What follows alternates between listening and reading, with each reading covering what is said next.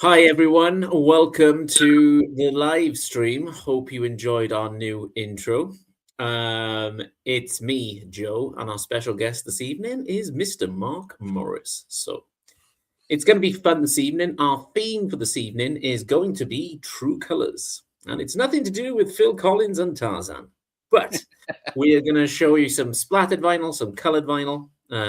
If anybody in the chat has got any colored or splattered or special vinyl, let us know in the comments, and I'm sure you'll cost me a lot of money, but I will make a list on my phone.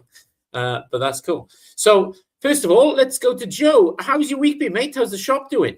Good. It's been busy. Bought a couple little things. Actually, as I just mentioned to you off air, just bought a bag of records. I don't even know what's in there. That's not true. I know kind of what's in there, but it's a buddy of mine that I bought from before. He said, Joe, I'm purging some stuff. This is what I want. How many are there? Okay, yeah, let's do it. So I know kind of I point to it because it's sitting down there. So that, and then I bought another smaller 30-ish collection. So, we're still trying. We're trying to bring in new stuff as we can. That is the heart and soul, I think, of most record shops. Again, there's lots to choose from still, but you have to keep buying new stuff. You have to kind of bring those that already have gone through your stuff back, and you got to give them something new to look at. Now, we also have new people walking in the door every day, almost every day anyway. So it's good. And, there's some new releases out. We're going to talk a little bit about some of them because I know you've picked some of them up, and I think they will fall into the category today. So I'm sure we'll get to those a little later. But yeah, overall pretty good. And then, yeah, the new intro. Yes, it's AI. I never admit to doing any of that other than I wrote some of the lyrics. So, but I can play the drums a little bit, but not like that. So we just, something a little fired up, and then you and I've kind of become a little bit of a regular deal on this. I'm here most of the time, so we thought we'd, instead of just the Vinyl Man, we thought we'd go with the Commonwealth Crate Diggers. Because we're both from Commonwealth countries, so that's where that comes from. If you needed an explanation for it, I don't know. The people that are tuning in now are going, "What the hell did we miss? What's he talking about?" Yeah, I sent the message to Joe, and I was like, we're both on the same, like he's showing on his channel, he's showing on my channel. People will think, who the hell is the Vinyl Man? What's going on by here? So I thought maybe better off, instead of just doing the Vinyl Man intro, to kind of doing a different one where it covers both of our channels. So yeah, it's cool. Something a little different anyway. Yeah. Mark, welcome back to the show, mate. Always good to have you on. Thanks for having me. Let me comment on that intro first. Little Christmassy. Little too much on the Christmas side for me. It's too early for Christmas. That Christmas music makes me crazy. That's fair. That was fun. That was fine. It was upbeat. It had some bite to it. Yeah, people couldn't tell, but there were explosions going off behind me because it's a pyro type kind of a song, so we missed that part of it. But the explosions, like it's still smoky in here. It's like a Rammstein concert in here. So. Yeah, I had my sparkler. Yeah, you had a sparkler. Yeah, exactly. So, Mark, what have you been up to this week, mate? Been busy or? I've been doing a lot of interesting things this week, as usual. A lot of sitting on the couch. I fell asleep a couple times while I was sitting on the couch, petting my dog. I don't know. And then I had to take a rest. But tomorrow is my birthday, 64th birthday. And so I wanted to let everybody know that. You can DM me for my address for the gifts, and we can take it from there. Yeah, I'll be playing the Beatles When I'm 64 tomorrow. I've been waiting about 50 years to do that. So yeah, I'm excited about that. That's cool. Perfect. Cool. So did you do a video this week, Mark? I'm trying to think. I did, I think. Yes, I did one on... That's bad. I should remember my own videos. What was the last video I did? I did something really engaging, and I think it was dear God, I can't remember. I'm sorry. I should remember, but I did do one this week. What was it? I'm going to check real quick here. Albums of Darkness and Beauty. Yeah. Oh yes, I did. I did. I keep calling him Jacob, but that's not how it's pronounced. It's uh, he's from Denmark, and it's like Jakob or something like that. I did his Darkness and Beauty thing to get him to 100 subs. Yeah, That was the one I did. I have a ton of ideas, but as usual, I'm the ideas and getting them actually on video are two different things. But I do have some really cool ideas coming up. I want to do one this weekend on I don't know if you can see that painting in the background, but I have this painting that I got, and it correlates to a Pavement album called Wowie Zowie that I want to talk about, and that's what I hope to do. If not tonight, tomorrow, on my 64th birthday. Like I Present said, accepted. happy birthday, mate. Yeah. Yeah. So that vinyl I sent you came at the right time then. Yes, I am counting that as a birthday present. Yeah, I'm counting that. You know, some of it was colored vinyl too, and I was going to pull it out on this show, but I've talked about it so much, and I decided not to rub it in any further. How did you find the Liam Gallagher kind of music compared to Oasis? Did you find it kind of the same or slightly different? I liked it. I'm not a huge Oasis fan. I think I mentioned to you that I have one Oasis CD. What's the Story, Morning Glory? That's the only one I have. I always enjoy it when I hear it, but it's not something I listen. But I really liked it. I think I told you that one song. I'd never heard that song before, and I put it on a playlist that I play at work every day now. I just love that acoustic version of that. I've gone back and listened to the other versions. I like every version of it. I just think it's a good song. Did he write that? So he doesn't write any. He doesn't write any of his songs. He gets songwriters. Yeah, that's too bad. But I like the way it sounds, so that's good. It's kind of a funny music video as well. So he's a massive football fan, well, soccer fan, you call in America. He's a massive. I've seen a couple of them. Yeah, so he's a Man City supporter, and the guy who's drinking wine in the video is actually a Manchester United legend. So he's talking about really? Once you were a massive star and you've demised and kind of. So yeah, there's some education for you. Yeah. So if I come across any more, I'll see what I can do. I did a video this week. You did? It was really good too. You seem rested in that video. You always seem kind of tired to me, but you seem really rested. Yeah. And enthusiastic, which you don't normally seem like that. Yeah, it took 4 takes. Because I kept mumbling over my words constantly, and I was like, "Oh, fuck, start again. Oh, start again." But yeah, it's some good pickups, some good pre-orders. Sam St. John recommended that I pick up an album, so I did. You got that Zombies one. Yeah. Are you showing that today? Because that's some really nice looking vinyl. I may. Okay. Picked up some Mr. Bruce Springsteen stuff, some box sets there. Yeah. I haven't got Bruce because we're not talking about colored vinyl. But yeah, it was kind of a good deal on Rough Trade the day after. So that, to me, I don't need to ever do Record Store Day again. I can just literally go on the next day and just go, that's what I want. And that's what I do. It got delivered from Rough Trade within 4 days, I think. So yeah, it was went on the Sunday, and I had to think by Thursday or Friday, Joe, was it? Because I showed you. I was like, yeah, I think it was something along the lines of that. Yeah, fairly quick anyway. So yeah. Hey, can I ask you guys a question that has nothing to do with our topic?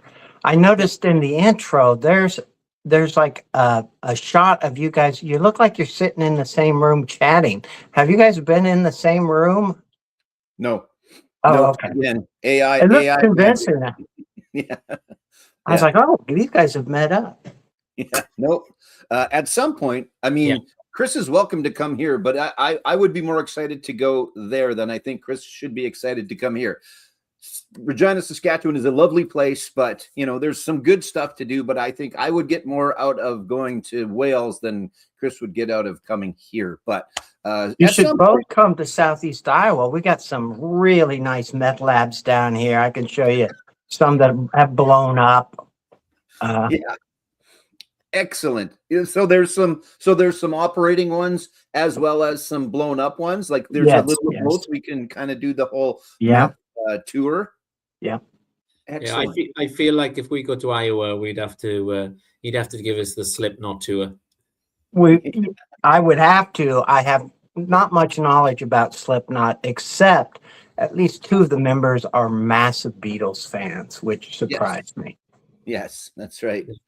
Here's a guy that is, I think, a bit of a fan of Slipknot, and I already put it up there. Trevor's here.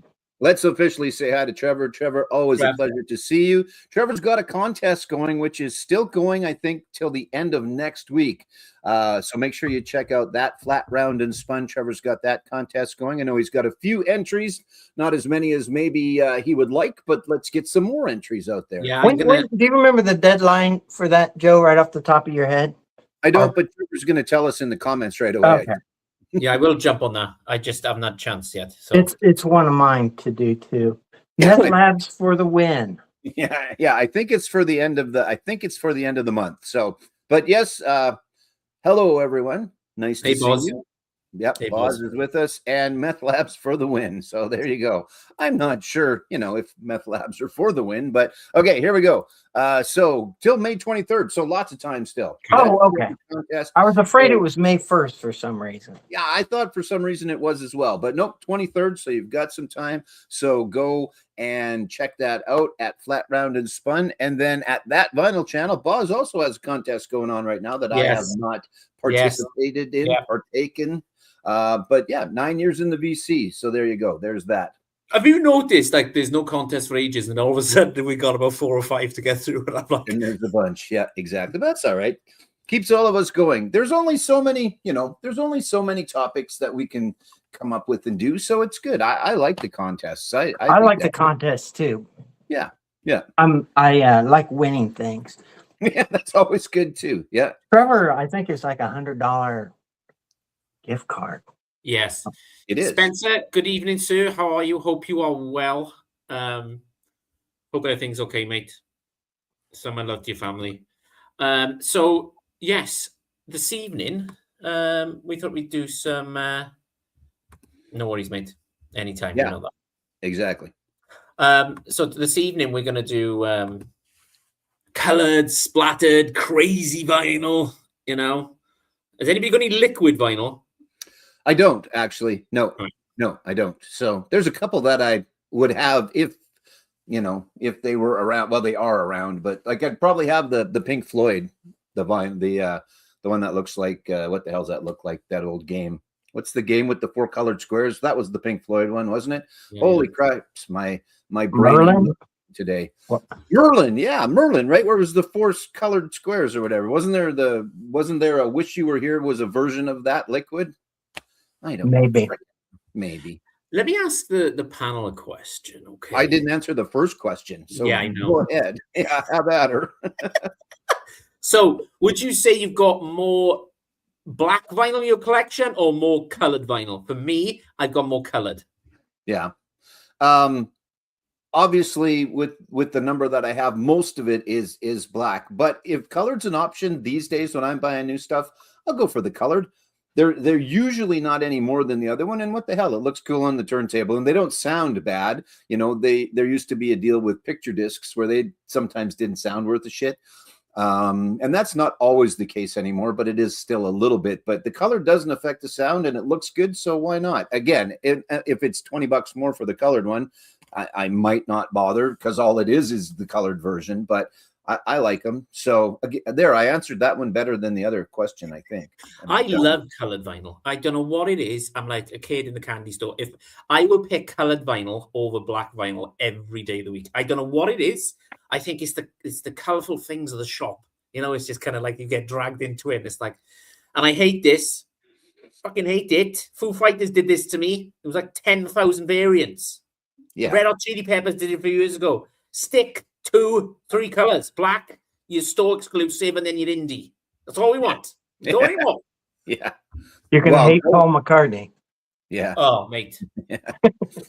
Ghost was like that too with their most recent. There was 30, I think, maybe not. But that, for lots of reasons for fans of the band that want to get a couple different ones, it just makes it that much more of a pain in the ass if you can't decide which color you want to get. But then it also ties up the record plants a little bit as well. So, a little bit. There's more and more online now, but that used to be the case where they were printing 18 different versions of Taylor Swift albums and they couldn't print anything else. Not quite the case anymore. And I'm not bitching at Taylor Swift. She is a legend. She is what she is. And she's done really, really well for the vinyl music industry, in fact, because the fact they had to print all those colored variants of hers brought vinyl pressing plants online to do that. And then they are pressing other things. So I don't want Swifties giving me grief. Not there's a lot of Swifties here. Maybe there is. I don't know. But anyway.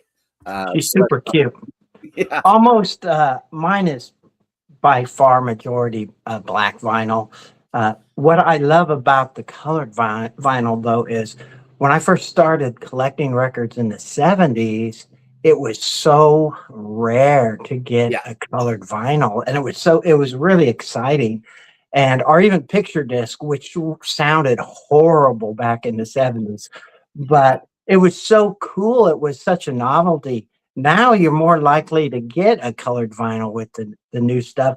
But I'm still excited to get. I'm the same way. If it's a colored vinyl and it's not anymore, just a little bit more, I'll go with it every time. I just think it's cool.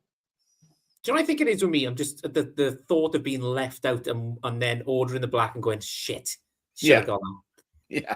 Well, again, if it's that much more for the colored variant and all the difference is that, if it's another $10-15, then, I might think about getting the black, but all things being equal, why not get the colored version? So Trevor brings up a good point. I don't know because I don't have any of the liquid filled ones, and maybe Boz can answer the question because he said he did have one, is that you have to adjust. I guess if it's just that one album, you maybe don't have to adjust too much, or maybe you adjust your platter mat if you need to or whatever. But that's true. They are thicker. There's also some other things going on. There was a Chapel Roan that had some spiders or something in it as well. There's a new one from, I think, Waxworks Records, which I've talked about before and will again. I have a bunch of those to show today, Joe. Yeah. One from the Mummy soundtrack, which has actually got sand on the inside as well. So they know that there's a market for that type of stuff. Didn't Halloween bring out a blood? Yeah, kind of one. Yeah, I think so. It was still just a liquid, like real blood, right? Yeah. I think Iron Maiden brought it. I was their real blood. Yeah, well, like the Kiss comic books back in the day, where they all put a little vial of their blood in the ink. Yes. In 1 million gallons of ink, they all had this much. Yeah, my friend Bill had that, and I was just fascinated by that. Here we go. Most of the time, black, since I've been collecting since the 90s, exactly. But lately, more and more like color, and I think that's probably the case with a lot of, and maybe not. Maybe there's some. Frank, as an example, from Channel 33, I think he is the opposite of us, where we would take the colored variant. I think he would take the black variant most of the time, if not all the time. And good, that's good. No, but they can be thicker. The VTF you may want to adjust, but not a huge deal. So there you go. Here we go. I saw a website that advertised putting your ashes into a custom vinyl album. Yeah, I saw that too, where someone will take your ashes if you're cremated. And then I think you can give them a list of songs. So it'll be I just do Highway to Hell. I just put my ashes in Highway to Hell. Do they put it, Joe, do they put it in the dead wax? Oh, that's funny. It's a good thing I peed before I went on, because I'd have to be peeing myself. That's pretty good though, man. That's pretty good. I'll give you that one. That's good. So enough of my dad jokes for this evening. I say dad jokes, I'm one of the kids.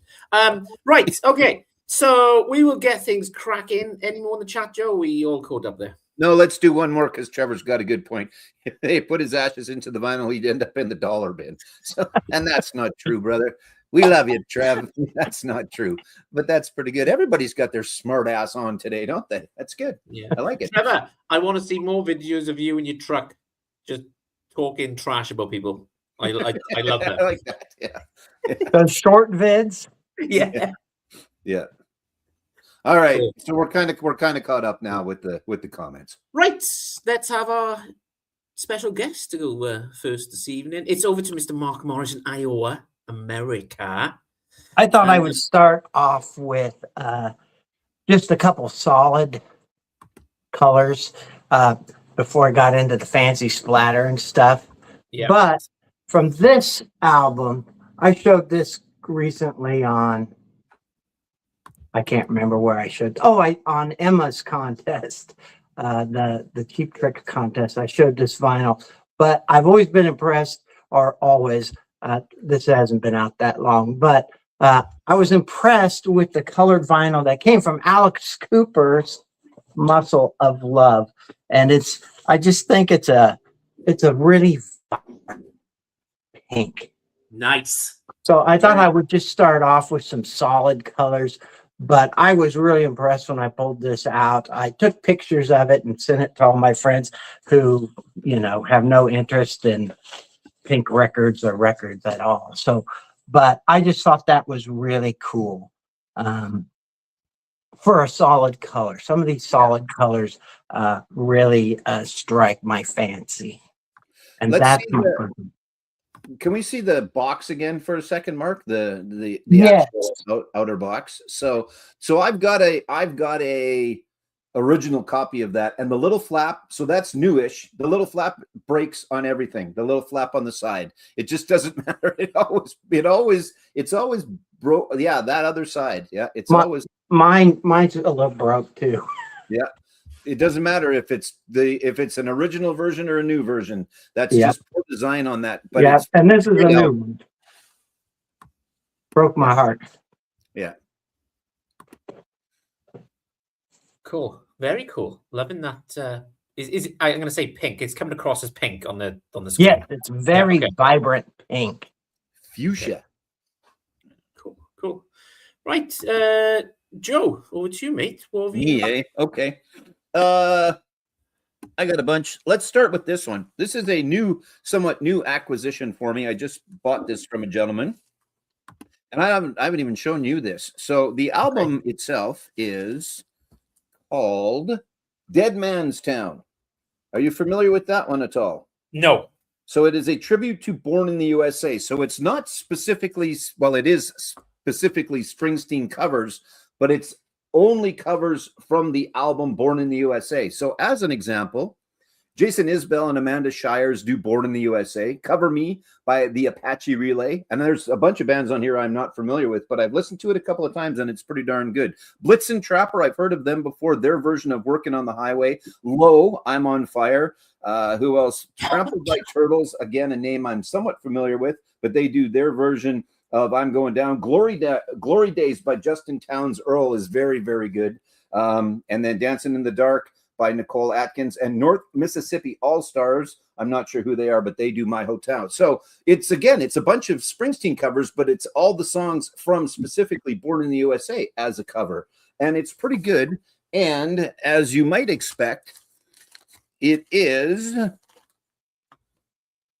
red, white, and blue. So, nice. Yeah. So it's pretty good. And again, it's a decent album. I like it. Being a Springsteen fan, I think obviously helps a little bit. But all the renditions are a little more country leaning and a little more acoustic leaning as well. But it's pretty cool. I would check it out. Give it a listen anyway. So it's called Dead Man's Town.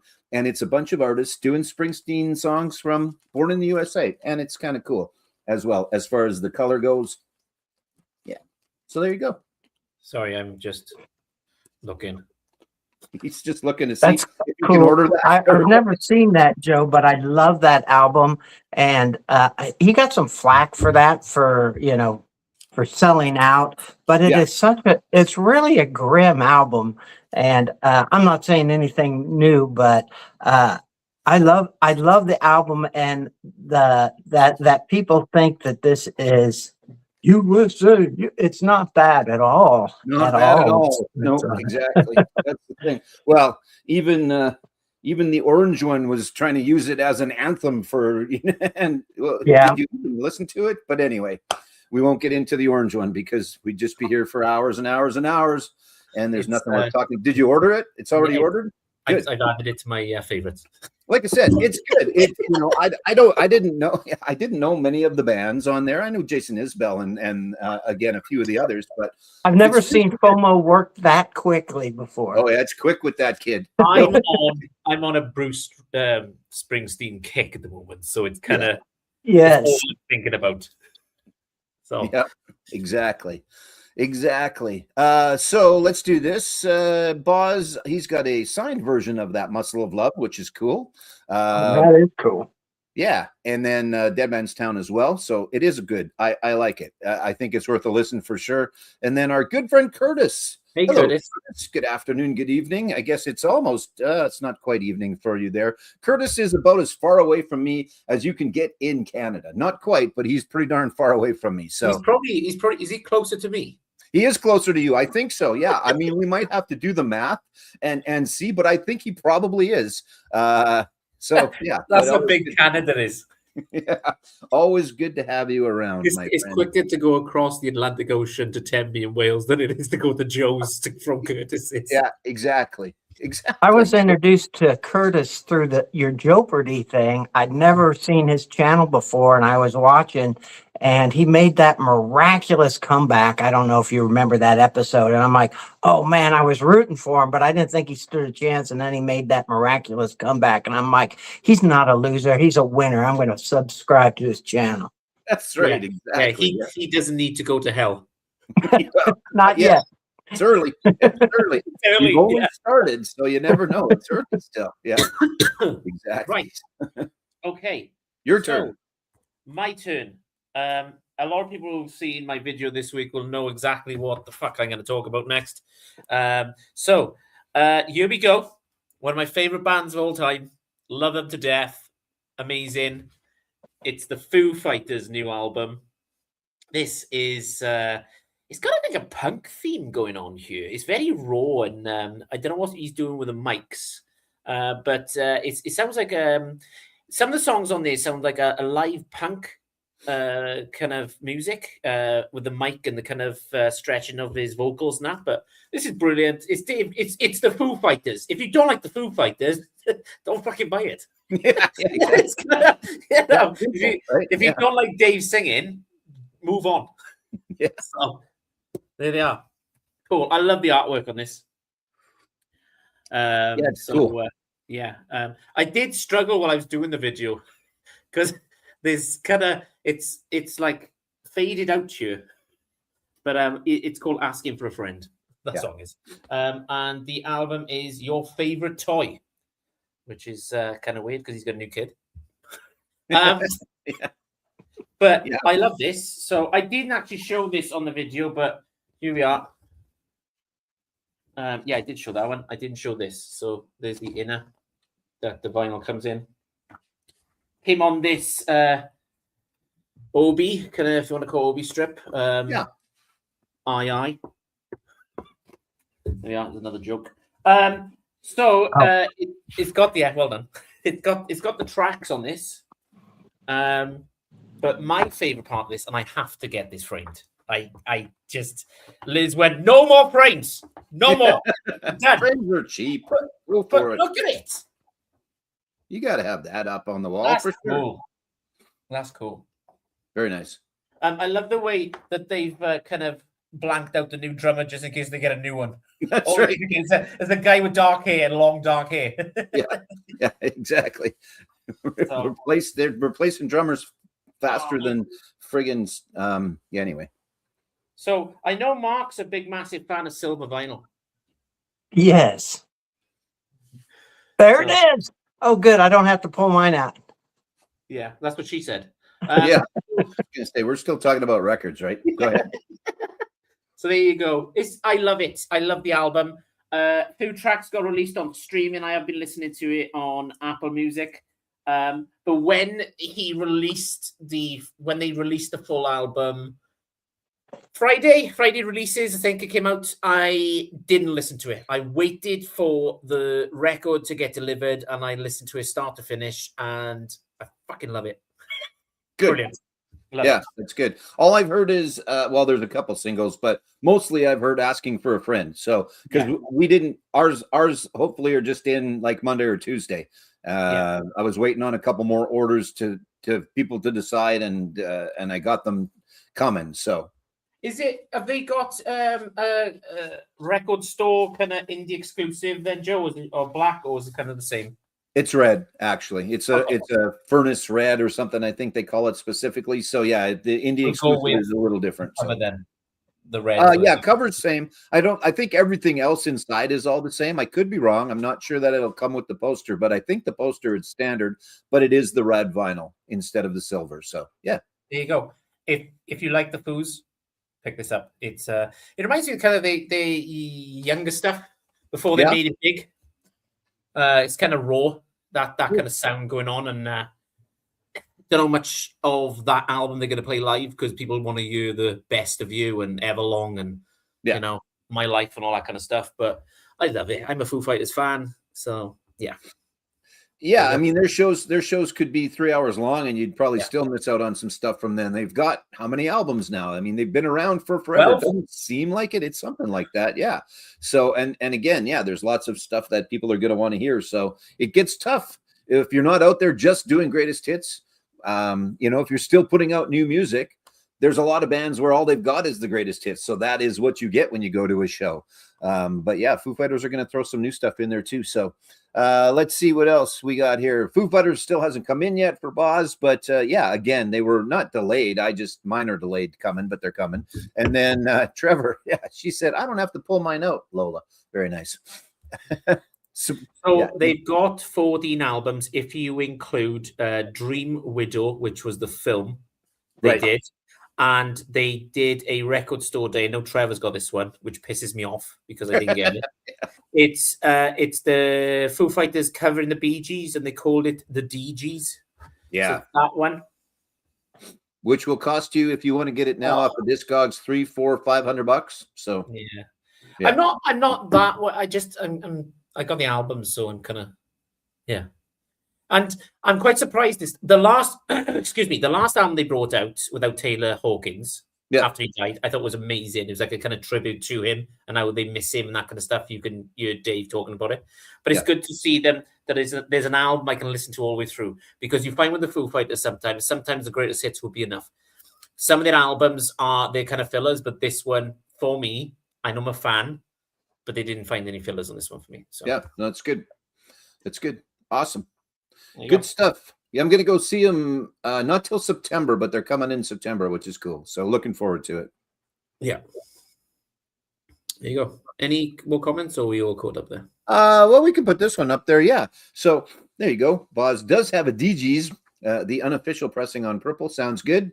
Yeah. If you get the right plant pressing the bootlegs or whatever you want to call them, unofficial presses, they can sound pretty good. So that's good.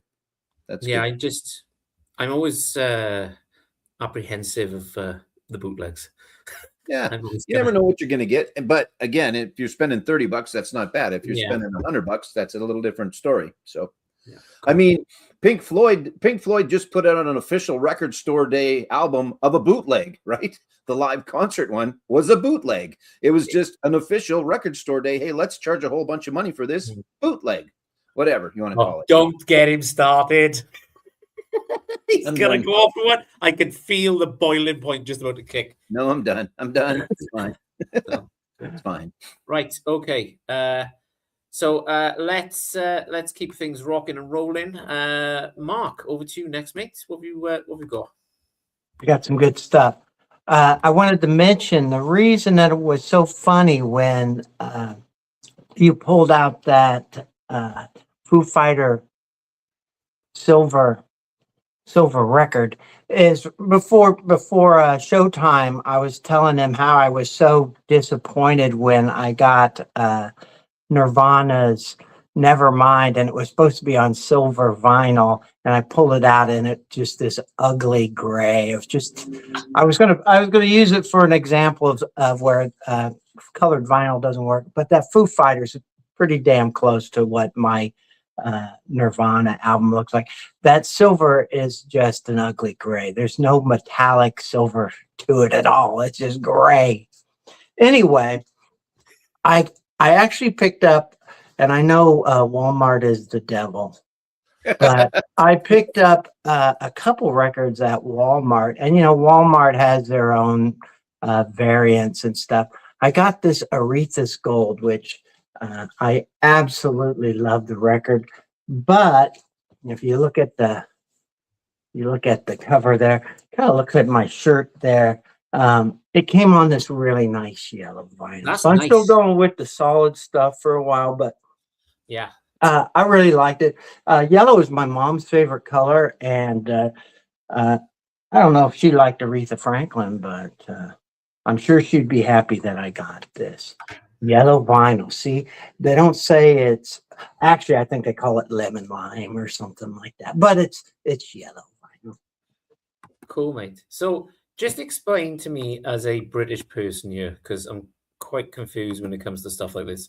So with Walmart, then they get the exclusive kind of color vinyls, do they? Colored record vinyl. Sorry, I used the word vinyls. Didn't mean to. It slipped the tongue. Joe, didn't hear it? Yeah, it seems like Walmart they get their variant. Like Target, they often get a variant. Exclusive Walmart. To me, to have the Walmart name on anything is not really cool. But I do like the vinyl. I will say though, Mark, I've had some really good deals on eBay when ordering kind of color variants. I think the Nirvana Greatest Hits, there's the black cover. I added on like a gray smoke vinyl, and it sounds amazing. And I've had Blink-182's Greatest Hits. We're going through Greatest Hits. What do you expect at this point? It was on like a light blue and a light green kind of color, and it sounds amazing. So I've been quite lucky. Now, what the question was for Walmart, is it kind of touch and go, kind of how it's going to sound? Any pressing issues, would you say? Not for me. Now, I'm not sure. I'm going to be 64 tomorrow. I don't know if I mentioned my birthday is tomorrow. But happy birthday to Mark. Yeah. We Did you say something, Chris? Anyway, they've been telling me I've had hearing loss since I was like 18. So my ears are not the most sensitive. My turntable is not the best turntable. It sounds fantastic to me. Now, if you were maybe Trevor or Boz, you might play that and say, this is crap. But it sounds fine to me. I don't like anybody to take my word on the sonics of an album. I'll tell you if I like the songs. I know when it's crap, I can tell when it's crap, but I can't get to the fine details when it's upper end or not. I've not had any problems, I don't think. The only thing I had problems with at Walmart is them editing albums. Sometimes they will edit the band has to make an edited version, and I've accidentally bought edited, which pisses me off to no end. Yeah, exactly. So there, Boz talking about that, and then what Trevor said as well, which is that they're all the same. It's just specifically, I think they know maybe that the younger audience, we'll call it, maybe is looking for just the colored variants, and they will go to a Walmart. They won't necessarily think about going to the local record shop. They'll go and they'll look for it at a Target or a Wal. Like Target has their exclusives sometimes. Walmart has their exclusives. Hot Topic has their exclusives. There's always some specific colors that they always push out to those places. So I will say this: when I was a kid back in the day, not that long ago, but when I used to go, so I used to go supermarket shopping with my grandparents because usually my parents were working. And when I go, it was a kind of case of, right, I'm going to look at the CDs Yeah. or the games, and I'd head off to kind of go over there and have a look. Do you think a lot of youngsters are doing kind of the same thing where they go in, oh, while you're doing your shopping, I'll pop over, and next thing you know, they started collecting vinyl? I think that's part of it. Sure. I mean, we talk about it. We hear about it.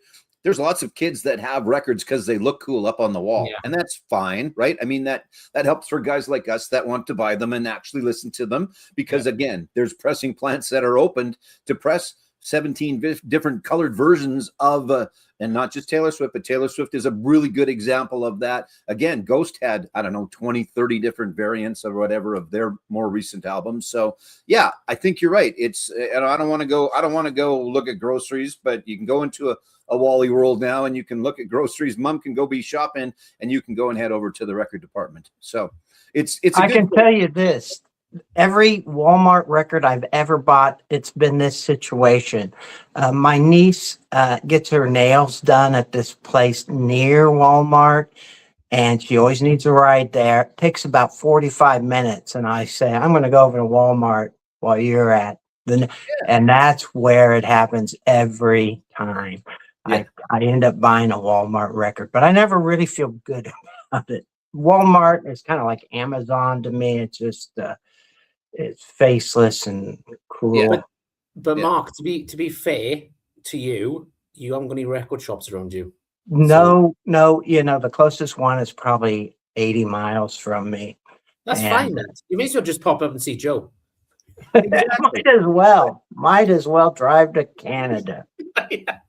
No, there's freaking snow here again. You can come, but just know that there's goddamn snow again. So anyway, I mean, I wish everybody would go to their local record shop and support their local record shop, but not everybody has that opportunity. And we talked about that before on a different episode, and you can go back and watch that one. So, you know, as long as people are buying albums and that it keeps everything going and keeps everything alive, where you're getting them, you know, try and get them local if you can. And if you can't, then, you know, do your best to at least get some of them local somehow. So let's see. Trevor, I got the Ghost Pantomime at Target. It's a cool looking gold, but the inner half of the record sounds like utter shite.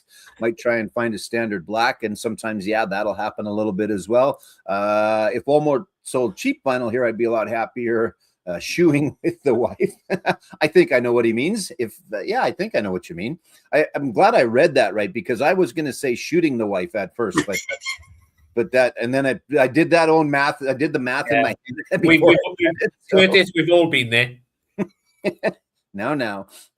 Bottom line, the more places that sell vinyl is all good for them to keep selling and keep pressing them for all of us. Exactly, Trevor. That's the thing. So, lots of people will go to Walmart. Lots of people go to Target. Again, lots of people will come to a place like mine. And what's nice is we're able to sell them at the Walmart and the Target price because we get away with it. But I've said before, there is not a lot of markup on these things, guys. So, you know, the independent guys, the independent stores got to put a little bit more on them than the Walmart. But, you know, it's not like it's $50 more. It's about $5 to $10 sometimes. So support where you can. And I'm off my soapbox. Look, all the way off there. I'm right off my soapbox now.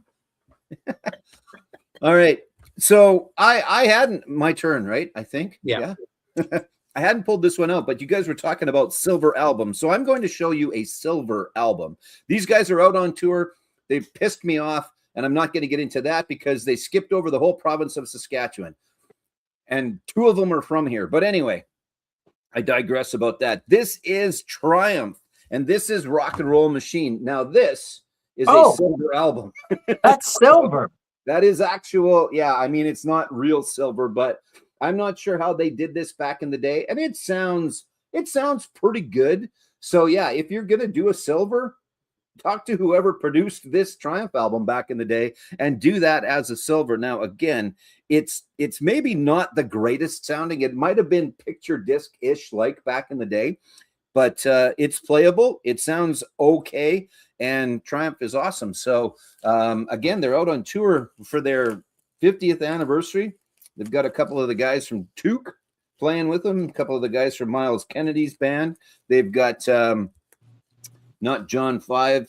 Phil X is playing guitar, who is currently Bon Jovi's guitar player in place of Richie Sambor. So it's a pretty good tour. I know they've played a couple of dates in Florida, and now they're up in Canada. But if you get a chance, I'd go and give them a shot. But this is Rock and Roll Machine, and it's in the back there. So that's a silver. There you go. So I wasn't going to show that one, but when you guys started talking about silver, that is as silver as you get. And I'm not sure how they did that. I haven't seen many like that. Actual almost platinum is what that one looks like, and it plays. So looks good. I didn't know Triumph was still touring. Just started. So this is the 50th, and it's actually just two of the guys for the most part, because the third, who's the third name escapes me, and other than Rick Emmett, everybody else's name escapes me as well. It's just the two of them, Gil, I think, the drummer, and Rick. And then they've got three other guys with them that are kind of filling in the sound and doing some of the singing. But Rick is still singing, I guess, and sounds okay, still playing guitar, doing what he does. There's two drummers. So the Triumph drummer, and then Brent Fitz is playing drums with them as well. So it's supposed to be a pretty good show. I hear good things about it. You'll never know, Joe. Yeah. No, I know. I mean, I could have traveled, and I should have traveled, but much like I just said, you never know. When it's April in Canada, it could friggin' snow, and I would be super pissed if I had to drive to Winnipeg to see a show and I couldn't get there. That would be annoying as hell and disappointing as well. So when it comes to winter shows out of town, I don't always pick up the tickets that I should. So just a quick promotion here for Joe. You got a quiz? Yeah, I do. Yeah. Rock and Roll Jeopardy, of which you have both been on, and I need to get you back on again. We'll get you two and one other on there. And yeah, it's on Monday nights. It's on my channel. I think most of the people in here have already either been on it or are coming on it or have seen it before. But yeah, it's well, here's a little snippet for you of what it's all about.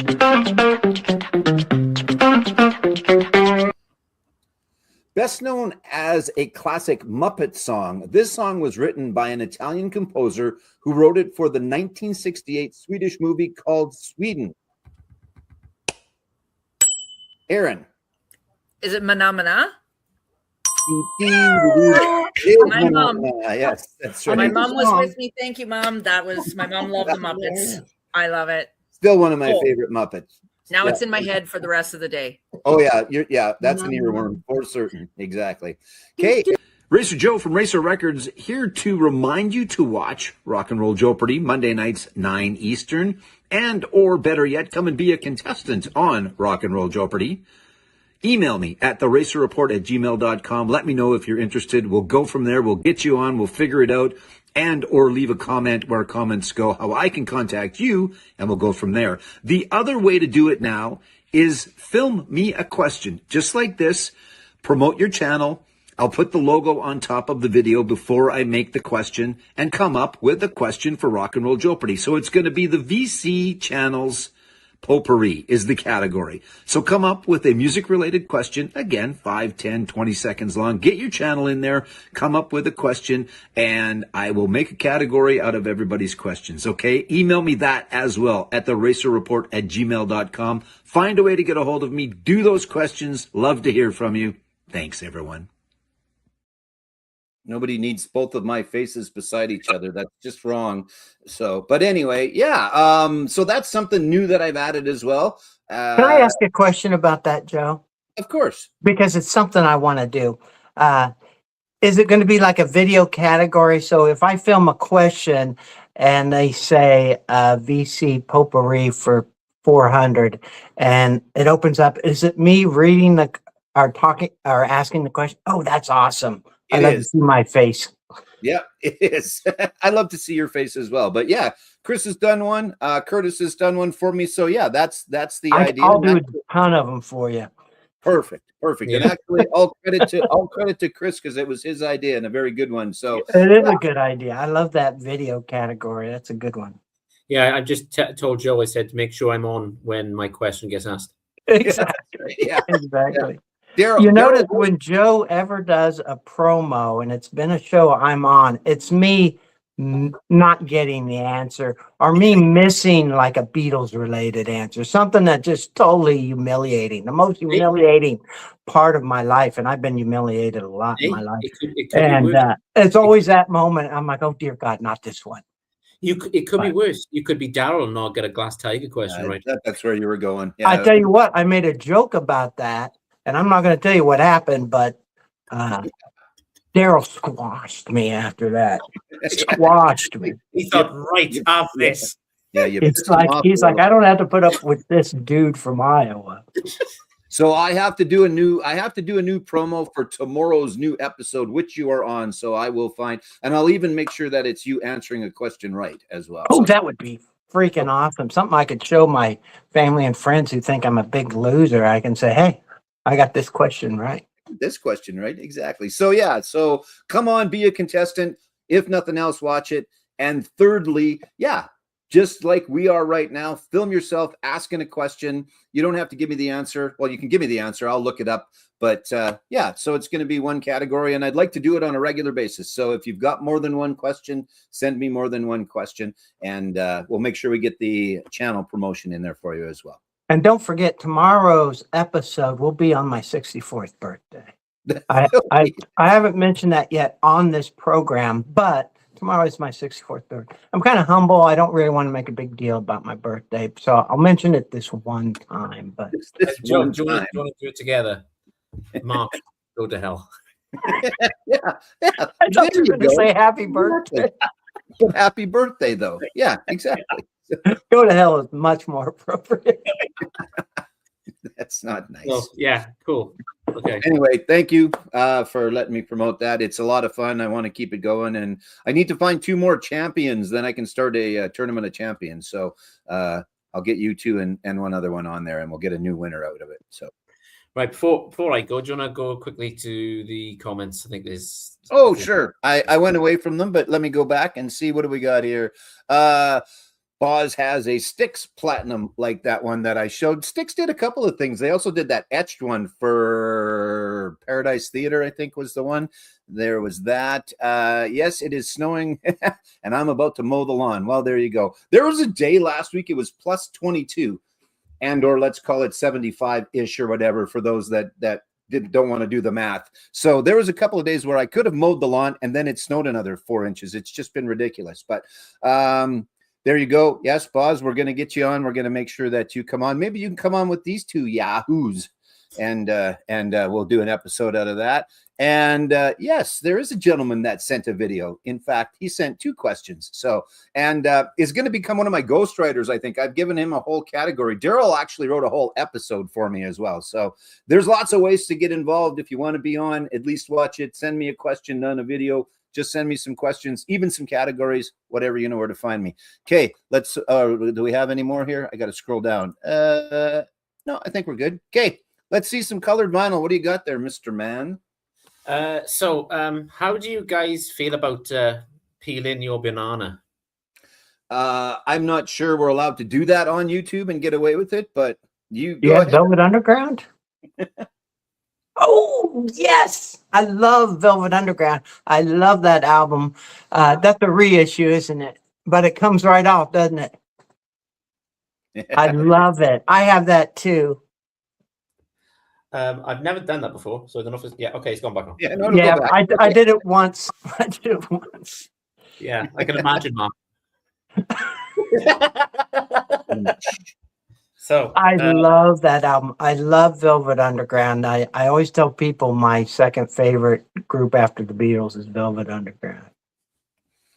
Well, and did you guys coordinate that Chris would be showing this and you'd be wearing that shirt at the same time? Yeah. Oh, I am. I'm wearing the Velvet Underground shirt. Look at that weird bondage stuff on there. Does that peel away on the cover of that album? Anyway, go ahead, I can take my shirt off if that's what you're asking.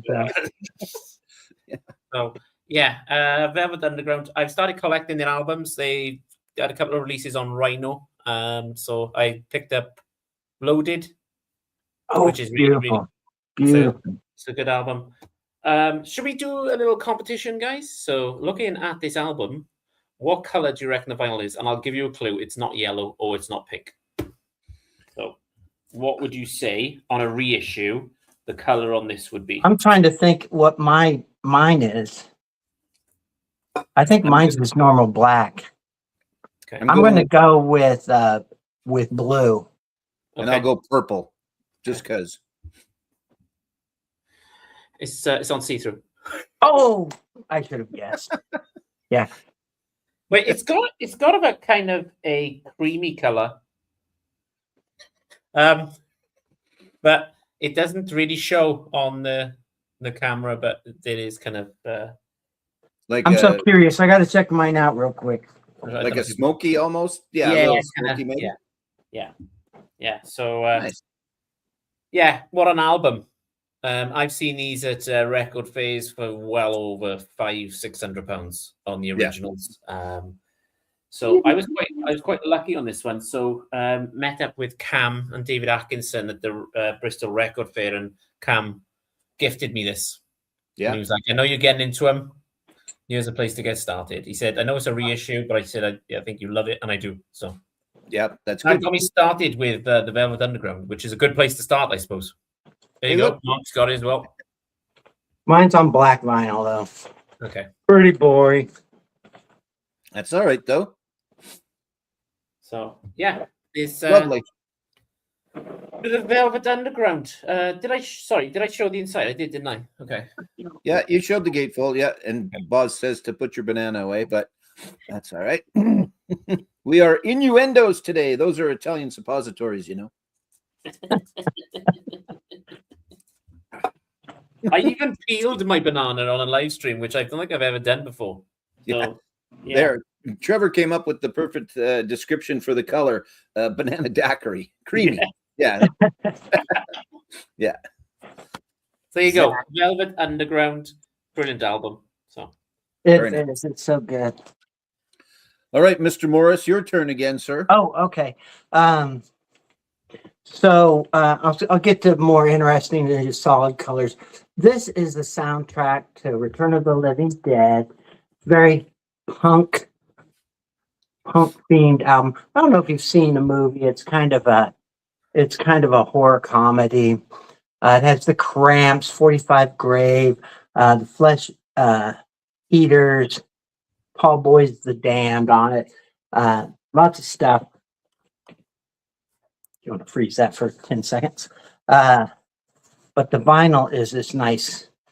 Oh, yes, Mark. Green. Yes. And is that one Waxworks? Because that falls into their category. It's almost, it's not a waxwork, but I have plenty that I'm going to show here pretty soon. But it's the same kind of theme, you know. Waxworks are a little more production than this, but this is good. This is really good. And I have some I know Linnea Quigley's in this. She plays the character Trash in the movie. She was born and raised not far from me, and so I've had some interactions with her. I've talked about it actually when I reviewed that album, but it's really cool. I just feel really tied to that album. That's good. That's awesome. It's a good looking pressing as well. It is. Yes, yeah, it is. very much so. But I mean, that's a great sound. That's a good movie and a great soundtrack. So. It's a fantastic soundtrack. Yeah, definitely. Look who's with us. That's okay. You never have to apologize. We're just happy that you're here, Richard from Richard's Vinyl Tap House. Good afternoon, sir, from the Colorado area of the world. Cool. Yes, it's. I was kind of wondering. I haven't seen a green kind of colored vinyl for a while, and they always they go on soundtracks for some reason. Kind of horror always goes into that category of green, colored vinyl. So that's cool. Well done, Mark. Really nice, mate. Really nice. Thank you. Thank you. Did he mention it's his birthday? Anyway, Joe, over to you, mate. Yeah, really. It's somebody's birthday. I know it's somebody's birthday tomorrow. 64th birthday. We're gonna have to figure that out. We could play you the Beatles song, but then we'd be shut down. Okay, you want to go green? Let's go green because I got these in no specific order. So I'm going to go with the Surfajettes, which are a Canadian band of surf rock, guitar, drums, good stuff. The Surfajettes. There, we'll do that again. They are currently on tour with the Reverend Horton Heat. They're coming to town, actually.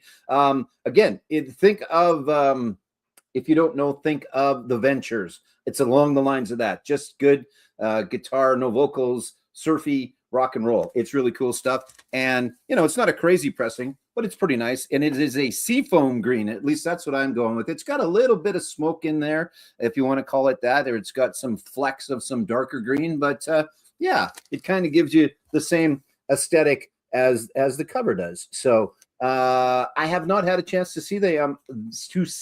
I am going to try and go. But easy as pie, toasted Western, clam chowder, spice up your life. Double reverb. It's good. Give it a listen. Give it a spin. It's definitely, you got to be in the right mood for it, because it is just kind of guitar rock and roll.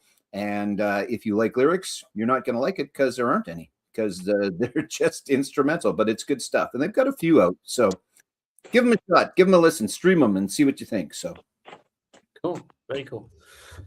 I think we caught them in the chat there. I'm just checking. Yeah, I think Richard and Trevor are just talking to each other, but it's okay. So Mark mentioned this band earlier on, so I thought I would show them, which is a recent pickup on my site. It's the Zombies. So there you go. Begin here. This is amazing. Actually, Joe got me into the Zombies, believe it or not. He recommended a podcast to listen to, which was called The Fake Zombies. And if nobody hasn't checked them out, that podcast, go and check it out. I will try and find it somewhere, and I'll try and put the link below so you can listen to it on your commute to work or whatever in the house. There's no gatefold with this one. Sorry, Joe. That's okay. Here's the kind of inners. So there you go. I've got to be honest with you. I wasn't expecting them to look like this. Yeah, little button down, stuff like that, right? Not what you think of when you think of the Zombies, especially in the time frame, which was late 60s that they came up with that band name. But they are in the mix of the bands that should have been way bigger than they were at the top of that list. I think that's a band that should have been much bigger than it ever was. But so there's the track listings for you. So there you go. It's quite a few tracks in here, actually. It's 9 on one side, 8 on the other. But yeah, it's I like it. I like it a lot. So recommendations from a documentary that not documentary, but a podcast that Joe recommended. So I had a few options on this one. If you see my video, I apologize. I'm showing this again. There was 2 options. You could have the color variant or the black variant, and the color variant would come with the 45. So here's your 45. She's Not There. So you got She's Not There and The Way I Feel Inside. So this one was just on I know we're showing colored vinyl. This is just on black. So there you go. There's that one. I don't collect 45, so Joe, if you want it, anybody want it, let me know. So for the colored itself, there was 2 options you could get. You could either get the black color variant, or you could get this one. And here it is. It's I didn't realize it described as a gray smoke, but when I showed it on the video, you could see bits of gold. It's not going to show on this. I know it's not. Is it slightly? Hang on. It looked cooler on your video than it does right now. Yeah, it's probably because I record my videos on my iPhone, and doing it on a laptop doesn't justify the variant sometimes. But well, happy with this. Spun it quite a few times over the weekend. It sounds brilliant, and not really interested in this. That just came out too, didn't it? Yeah, I pre-ordered this. I don't know, 2-3 months ago, maybe. Yeah, Liz goes, "There's another package for you." Yeah, that's all right though. Oh, Odyssey and Oracle. That's what I was gonna. mention Odyssey and Oracle. Kind of, the re-release of that is awesome, and it kind of got some attention in the VC for a little bit. I know Sam St. John or Americana Sam. I just doxed the poor guy. Americana Sam. I think it's one of his favorite albums, probably after Pet Sounds. But I don't want to speak for him, but I know he loves that album. Yeah, Sam put me onto it, to be honest. He said, "Oh, they're coming out," and I was like, "Right, let's get on. Let's have a look," because I've never found any zombies in the wild. The albums, anyway. Richard asks, were the zombies all that prolific? I think maybe 3 actual albums, and then a lot of everybody went, oh shit, those guys were pretty good, and they had already broken up and gone their separate ways or whatever the heck happened. And if you listen to the podcast, you'll hear a little bit more about that. But then there were compilations and remixes of and things like that. So, but I think actual albums, that one that Chris showed, that one that I showed briefly, Odyssey and Oracle, and then there was one more, I think. Other than that, it was comps and everything else. So I think, anyway, I'm not positive. We could ask our good friend Sam, because he is, yes, much more of an expert on the zombies than I think. And they're still touring. Sam has actually seen them live. Yeah, there's one of, I think, the originals are still so, but because Odyssey and Oracle was 69, maybe, I think, wasn't it? Or something along the lines of that. Here, let's just have a look. 68 was Odyssey and Oracle, actually. So Begin Here, the one that Chris showed, was 1965 originally. So they are as old as me. It's not my birthday, though. I understand it's somebody's birthday. They're 64th tomorrow, possibly. So yep, that would be me, Joe. Oh, that's you. Okay. Right. I knew there was someone. All right, birthday tomorrow, boy. How about you show us another album? Okay, you mentioned Waxwork, and I have a ton of Waxwork stuff. They're pricey, but sometimes you can catch. They have these sales. This is the soundtrack to House on Haunted Hill. This one's a little different than their normal soundtracks. It's almost like a radio play because they include so much dialogue. Just a fun movie, fun soundtrack. But Waxworks, they really make it a work of art. All this stuff, and the vinyl is always super cool. So this is purple and black. Nice. Yep. But all of their stuff is just gorgeous. It really is. Almost seems like you always kind of feel guilty playing it because it's so cool. But it's not something you listen to a lot. But before, when I was trying to think of ideas for a channel, I was a really big horror movie guy, especially those old. Anything from the 30s to early 70s were my favorites. But like, I know Joe just recently found out that Joe loves Godzilla. And I realized I don't have any Waxworks Godzilla, so I got to go get some of those. But I love their records, but they're pricey. And so you got to kind of wait for a sale. The other thing is they seem to sell out fast. I don't know if you've noticed that, Joe, but if you wait very long, it is sold out. And so you gotta wait around. If you really want to get something from them, you best pre-order, and they give you lots of advance notice. Yes. I'm not sure if they do limited. They probably do, but yeah, you know what? While we're at it, let's just talk about them a little bit more. I use them as the example in Emma's contest for my colored. I just talked about them in general. So yeah, there's this one. Then they also have, I think, the 70th anniversary. They have the 1954 version, and really, it's not always as Mark said it. That's not necessarily a soundtrack per se, as much as there's some audio and things like that. And this is just the score. You know, if you go and see a Godzilla movie, all the cool music that plays in the background, and it's got the original Godzilla theme on it, and it is a nice colored variant actually as well. It is, if I can get it out, it is Atomic Breath Blue. So it's pretty cool. That one's a good one. While we're at it, what the heck, because they were right there. I wasn't going to show this one, but this is Halloween.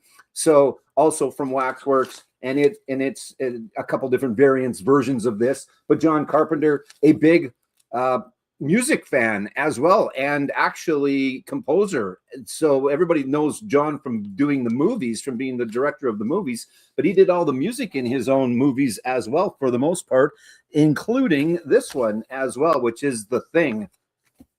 And one of my favorite all-time movies is Carpenter's The Thing.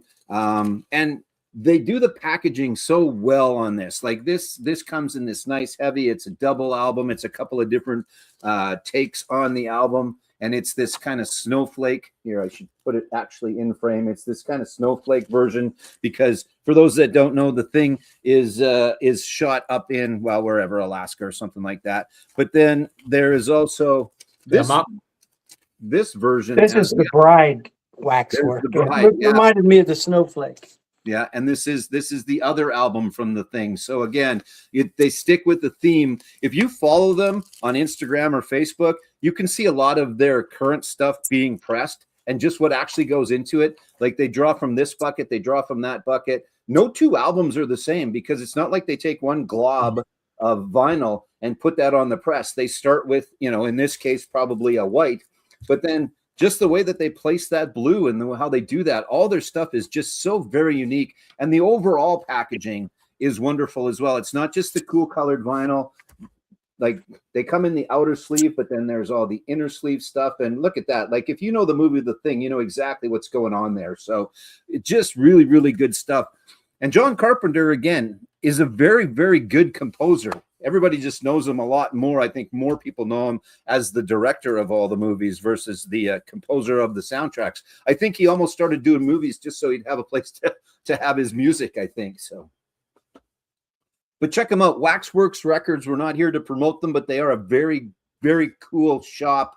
And they come out basically the horror genre for the most part. They do a couple other little things. Like they've got an Aeon Flux 6-disc package out right now. It's 25% off. So if that's your jam, you get 6 different colored variants of stuff, and they've just got some really cool stuff. So again, not here necessarily to promote them, but I would promote them, right? I think, Mark, everything I've ever bought from them has been very good. Oh, it's fantastic.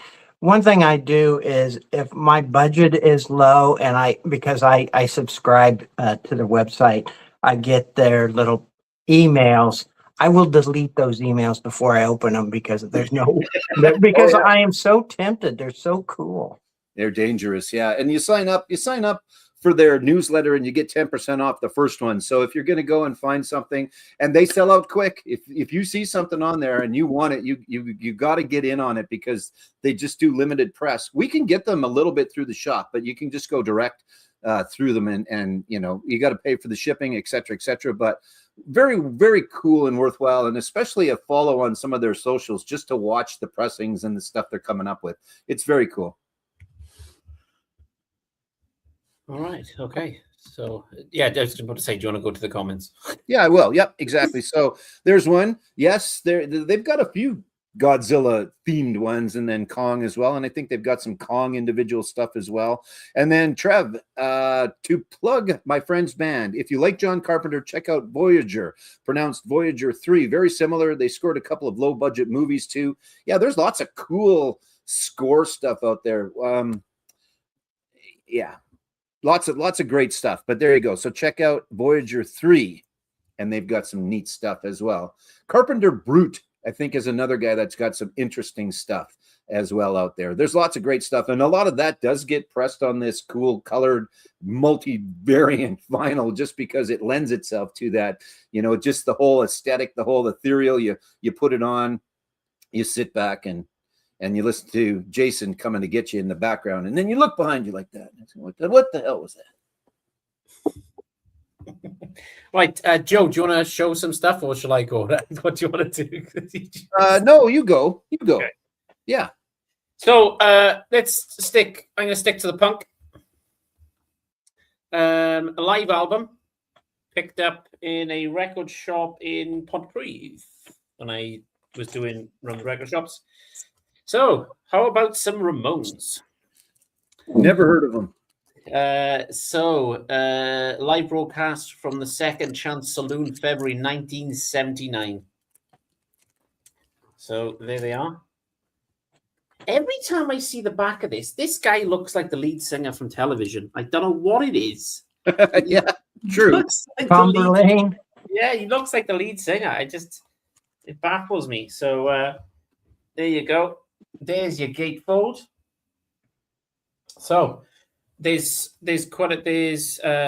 so you got 2 LP set here. There's quite a few tracks, and Joe tells me every time there's a lot of tracks because they're only 30 seconds long. That's right. 1, 2, 3, 4, done.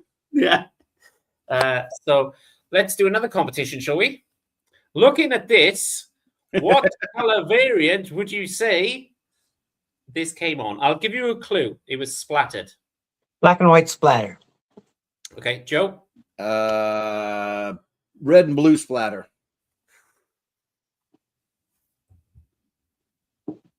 Oh, Not even close. Well, I got one of the colors right. Or is that orange? Very nice. So, yeah. I was a bit apprehensive about getting this because I've seen some people doing videos on YouTube saying, oh, the sound quality isn't great, blah, blah, blah, blah. But what I've heard, it's amazing. So it's raw. It's the Ramones, you know. Yeah, exactly. Yeah. It's like I say, it's the Ramones. It's what you're going to get, really, to be honest. So yeah, this was colored vinyl, limited edition. Don't know limited because it doesn't say. And there's no numbers on this, so it could be anything. But there you go. It almost looks like it was going to be clear vinyl, and when they were pressing it, somebody had a nosebleed or something. Yes, that's what it is. Yeah, exactly. Oops. Yeah. Oh, that looks good. Let's do that some more. Yeah. Yeah. But do the droplets spin around? Anyway. So there you go. Bit of the Ramones. Bit of a live album feel. So very nice. 1, cool. 2, 3, 4. Trevor's seen the Ramones. How's that? That's a good deal. That's a great deal, actually. I bring that up every time. He mentions it from time to time. I bring it up every time the Ramones come up and Trevor's with us. I've seen the Ramones. There you go. Wax Mage pressing. Talk about gorgeous color. There you go. Perfect. All right. Okay. Mr. Morris, your turn, sir. Oh, okay. So one of my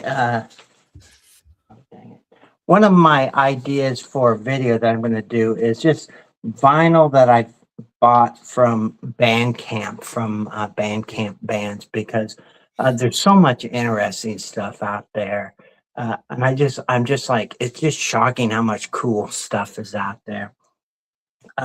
There's a guy he's in Nebraska. I'm not sure where, from maybe Omaha, but Fizzle Like a Flood. I followed this band. It's mostly one guy since I was in college. It just always becomes more and more interesting. And just not long ago, he produced this, and it's a concept album, and it's called Black Walls and William Hall. It's kind of a horror theme thing. He's not always horror themed, but this is. It has a lot of samples from Vincent Price and stuff in there, but he really went all out with this, and I really love it. But the vinyl is one of the best I've ever seen. I just love it. It's nice. Yeah. I just think it's gorgeous, and it's a great record. You know, probably more in the line for Joe and I than the common. That sounded rude. Than the person who's listening for because it is horror themed, and there's some, there's a spooky thing to it. His name's Doug Kaborik, and he also runs a haunted house thing in Nebraska, and he has this. Oh, I can probably show you a picture of the dude. This is him, but he has a haunted house thing that he builds up every year, and I guess it's getting kind of spectacular. So he did this horror theme thing, and it's just really cool, and I like the vinyl, so I thought I'd show that. Fizzle Like a Flood. And we talk about the price of vinyl, and part of the reason that it's up is because that stuff takes that much longer to produce. We talk about, especially if you go and you look again, not to bring them up, but Waxworks, it's not just put one on and press it and pull it off and there you go. There's a science and an art to some of those pressings, and if you pressed 100 of those, you're not going to get one of them. You might get two of them the same, but you're not going to get three of them the same for sure. Just the whole process of the main bundle of wax and then the extra stuff they throw in and the mix and all of that. It's very cool to go and watch. So yeah, but that's a gorgeous album. Again, we all are here for the music, but it doesn't hurt when it looks cool like that, especially when The music is super good in this. I really like it, but it really has there's a little story in there, and it's a horror themed story. It's probably not for everybody, but it's good. He sent this to me for free, so I don't know how much it costs on his Bandcamp thing, but he sent it to me out of the blue, maybe because I've been such a fan for so long. But excellent. I was really happy to get it. There you go. Boz, yes, we all thought it, but Boz said it. So there you go, one time at Bandcamp. And that is, yes, in fact, it is very much so gorgeous. And not just talking about Mark, you're talking about the album. Right? Yeah, for 64. Well, I won't be 64 until tomorrow on my birthday. So, for 64, that's pretty good. Yeah, for 63, you look awesome. We'll talk tomorrow and see. Why not? What the hell, right? Joe, over to you. All right. I'm not gonna change it up completely, but I'm gonna throw another part of the mix in here because obviously we're talking about the overall package sometimes. The whole package, there's the Obi strips on the one that Mark just showed, and then the different colored in that. So this is a band out of Quebec, Canada called The Box, and it might not come through that well, but this is a very shiny metallic cover.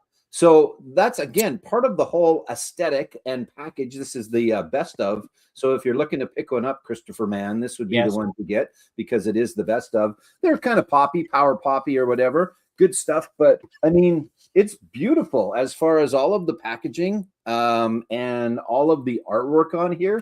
And it's a very good album as well. Well, it's a greatest hits. So, but even the sleeves, again, this is why stuff costs us a bit because of all of this wonderful packaging, but it's also a big part of why we love it. Now, we are showing colored stuff, so I will show as well that it is a pink, kind of a milky, again, whatever you want to call that. Not clear, although somewhat clear, but not exactly clear. And then the other, because it is a double album, it is a double box set or whatever, is also, again, not a translucent. I guess you could go with translucent in that case, right? But again, some fantastic, beautiful artwork and just an overall wonderful package of a very well done album. Again, I'm blown away by the covers and just by the whole aesthetic of it. So there's always that too. There's the vinyl, there's the music is first, but again, the vinyl is second, kind of, as far as what it looks like. And if you're a standard black, that's your jam. That's what you go with. And then there's the overall presentation of the album itself. So it doesn't matter if the music sucks, but it helps that they do some stuff like that. So there's an example of something a little different, again, as far as the overall package. What that puts me in mind of, Joe, is, when I first started buying records in the 1970s, I'm almost 64 now, but in the 1970s, you bought a record, it was really, you didn't have the distractions. You didn't have your cell phone. You didn't have a computer. You played that record. And while you were playing that record, you were reading the liner notes. You were looking at the art. I knew so much more about bands and records back then than I do now because I'm so distracted by everything else. I'm watching, live streams and stuff. But it's nice to have something cool to look at. And, my daughter, Luxie, who's really into the Beatles, she knows she's taken all my Beatle records. She's happy about that. But these other records, she's not going to be so interested in them. And so at least I could do for her is make the vinyl look cool. That's right. Yeah, exactly. Give her something to put up on her wall. Maybe. Right. Yeah. Yeah. All right, Chris, your turn, sir. Oh, yes. The Laws. Very nice. Obviously, the massive one on you that I can't find at the moment because my eyes have just gone completely. There she goes. Yeah. Yeah, on side 1, track 4, I believe. But there's no gatefold in this one. Again, I'm sure ones without gatefold too. But yeah. So picked this up in a record shop in Fishguard, I believe. Yeah, I think that was in that video, right? Maybe. Yeah. I keep forgetting though, Joe, because I've been to so many record shops that you have to remember where you Yeah, go. exactly.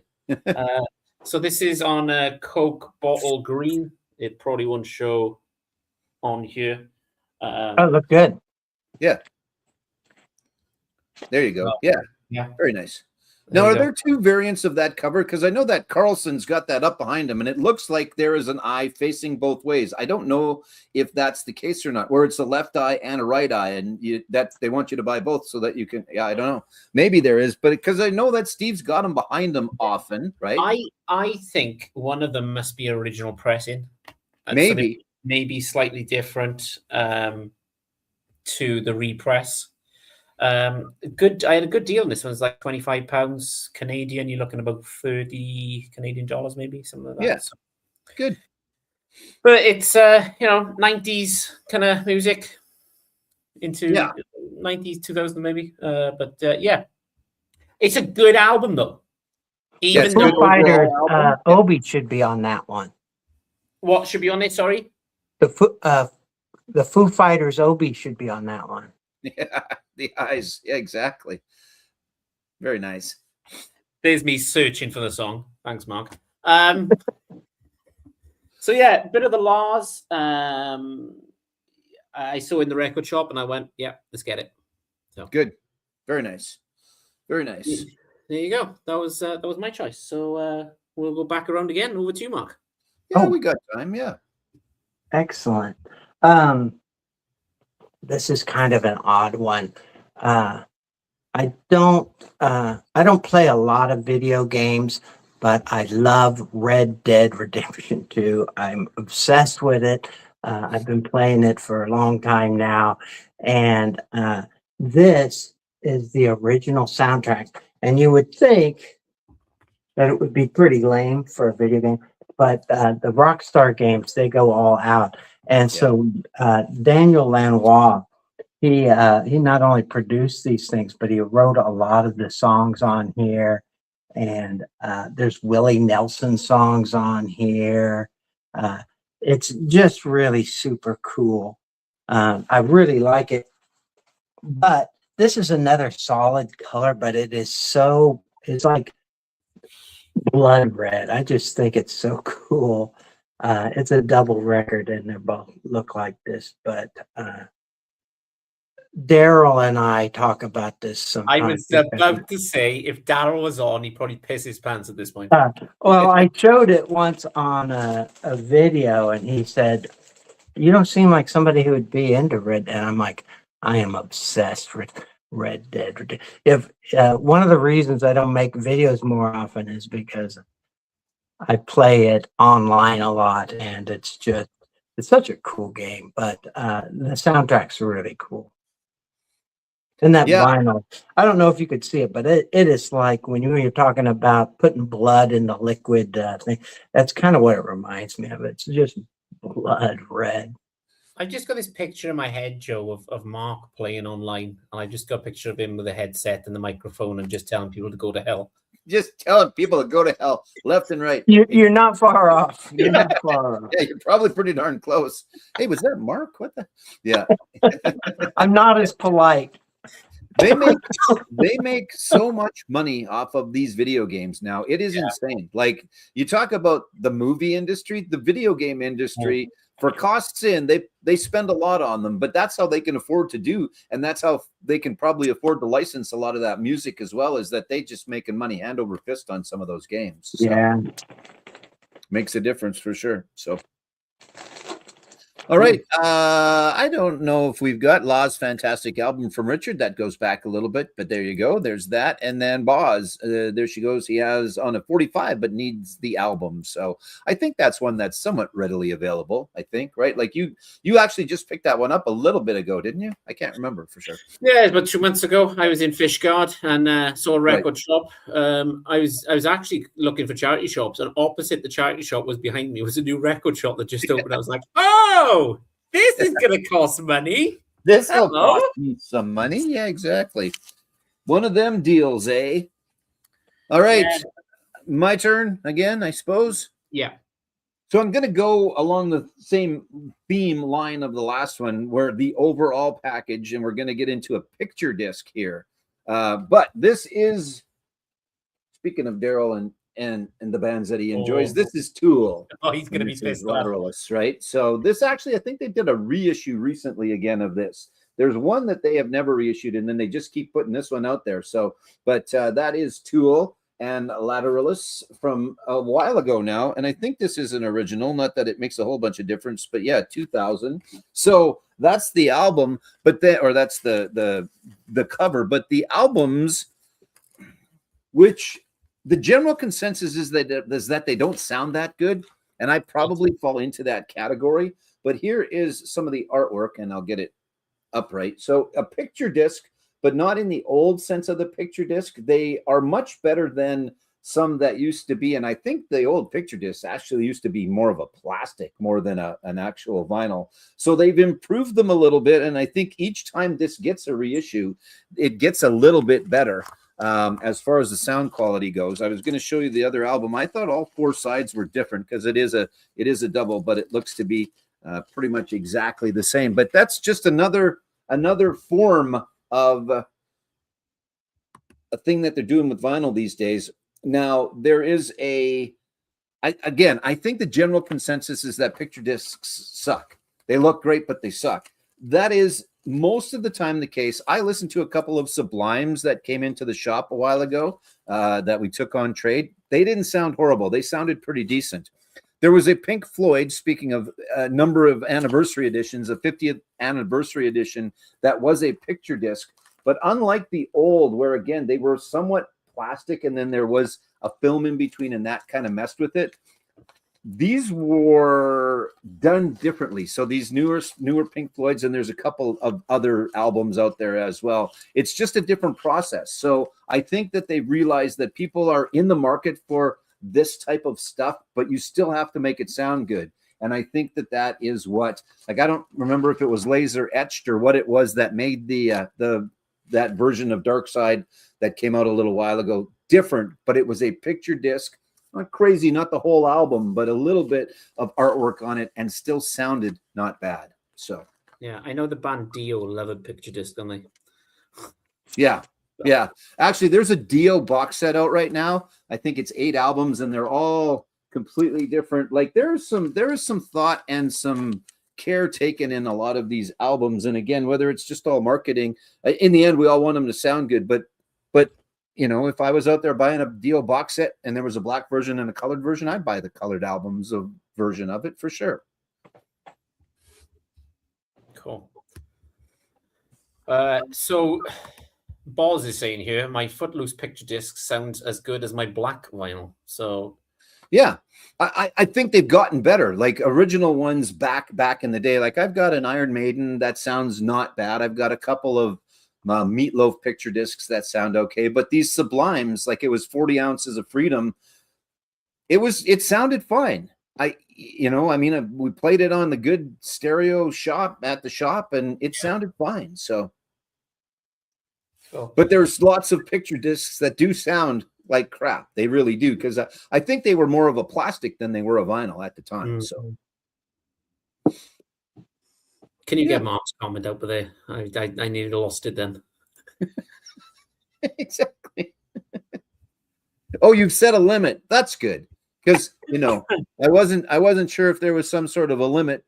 Are you registered anywhere? Because if you're registered somewhere, we can tell people, and then you should register at a shop and just get people to buy you albums, and then you'll get this whole big package. You'll have to pay for shipping, though. I think that would be fair. I think, or one person can cover the shipping, and everybody else can just pick registered vinyl. Every year, I send my Amazon wish list to everybody I know if they like me or not. And it just makes them hate me more. But it never does any good. But that's what I usually do. Very nice. So this is why I love having Mark on. It's just yeah, exactly. Okay, so my turn. Yes. Went with a band I recently got back into, and this, make sure I got the right way up here because the pattern is all the same. It's the Lemonheads, and this is Love Chant. I don't know whether anybody in the panel knows about the Lemonheads or anybody kind of. I know about the Lemonheads. Yes. Yeah, I've heard the Lemonheads. I'm not a lot. Mostly from their cover of Mrs. Robinson. Yeah, correct. So this is their newest album. This is called Love Chant. Very, very good. Really, really good album. Really enjoy it. Kind of showing the band here. It's got a lot of, from what I understand, that album's got a lot of great hooks, right? Yeah, very much so. There's a song on here called 58 Second Song, which will get stuck in your head and you will not be able to get it out, trust me. So this came on colored vinyl and this came on white vinyl. So there you go. Very nice. White is a color, right? Bit of the Lemonheads feel something a bit different. Yeah, again, I'm like Mark. I know the cover of Mrs. Robinson, and it's a great cover. It helps that that Paul Simon always wrote a good song. I don't think Paul Simon wrote a lot of shitty songs, so when people cover them, they're very good. But it was a great interpretation of a good song. So yeah, there's one of my favorite songs they ever done was called Outdoor Type. Yeah, and it's about if you go camping and what if there's something on TV I miss that's never on again, and it's kind of like me where I'm kind of a 4 or 5 star hotel kind of guy, not a camping kind of guy. Yeah. Look out for the festivals in the summer. That's gonna be fun. But you'll be fine. Yeah, I'm sure I will. A lot of whiskey and I'll be all right. So there you go, a bit of the Lemonheads. Recently got back into these. They've started reissuing their albums. So if anybody wants to check them out, this is a great album to check out. So yeah, nice. Lemonheads. Awesome. So yeah, just a quick note that Boz had bought you something, but it's over the price range, so he's going to send it back. So yeah, anything above 200 is just embarrassing for me. Yeah, but I guess you could send it anonymously. That's true. Yeah, then you won't have anybody. You won't know who to blame. So you'll just have to keep it. Perfect. That's awesome. On that note, Mark, you're next. Mark, it's your turn. Okay, so I have a lot more just musical stuff, but it's all solid color. So I'm going to go with. You're going to hate me for this because we've talked about this so much, but this is another Waxwork, and it's Night of the Living Dead. I'm going to tell you something about. I don't know if you guys have ever used these gatefold covers before. I have a love-hate thing for them. I think they're great. I mean, it's nice to put them in there, but it's a real freaking beast to get for me. I know normal people don't have this problem, but to get the album cover into these gatefold things is crazy. So I never want to take them out once I get there. So I apologize for the reflection, but Night of the Living Dead, another Waxworks. I'm sure you're tired of this by now, but it is a really cool vinyl. It's kind of a teal and Green thing.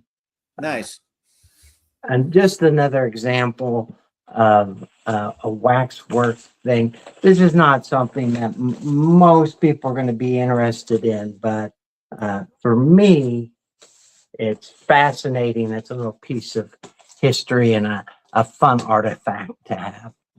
We've talked about it on here before. There are times of day where certain albums hit. Like that's maybe not a middle of the afternoon album. That's a later in the evening album. Maybe sit down and again, get the right aesthetic, put that on and enjoy that. It's not a get you up in the morning album, but they all, everything's got its place in time. There's some albums that are good 24/7. These are all albums I listen to around October and Halloween. Sure. I hardly ever listen to them outside of that time period. Probably never actually, but yeah, it's great during that. I'm a big Halloween guy. I love Halloween, and it's fun to listen to then. That's awesome. That's good. Yeah. I mean, how many times does the Godzilla soundtrack score going to come up to, oh yeah, I should listen to that again. But it's every once in a while, it's like, oh yeah, I should listen to that again. You just put it on, especially if I'm doing stuff on the computer. It's great for that, where it's kind of background and it's there and I'm certainly paying attention, but I don't have to necessarily listen to it. So do they have a Gojira, like that Gojira? I think I remember seeing that. I would love to have that. I think, yeah, like I said, I think they've got about 4 or 5 of titles where he's in there. Like there's a Mothra one as well. Speaking of, I think in Fish what? Where were you? Fish what again? Fishguard. Fishguard. Yeah. I think that when he was flipping through at Fishguard, there was a Mothra album. I think they actually had some of the Waxwork stuff there. And there was the 70th anniversary of Godzilla one there as well. So. That was, you were thinking of the Pontypridd one in the indoor market. Okay. And you said when Mark was on last time, you were like, "Oh, thanks for sending me that or picking it up for me." Yeah, yeah, I've been meaning to go back to that store, but it's just I've been working so much and stuff, and I don't want to be dragging Liz around record shops when she wants to go for food. Yeah, no, I get that. But yeah, there's a few of because yes, Godzilla fan. There's a few things, and I can't wait for -0. I think that's going to be unbelievably great, but that's not why we're here. Talking about Godzilla, are you up to date on Apple TV? I am. Yeah, I'm caught up with Monarch. Yes. Yeah.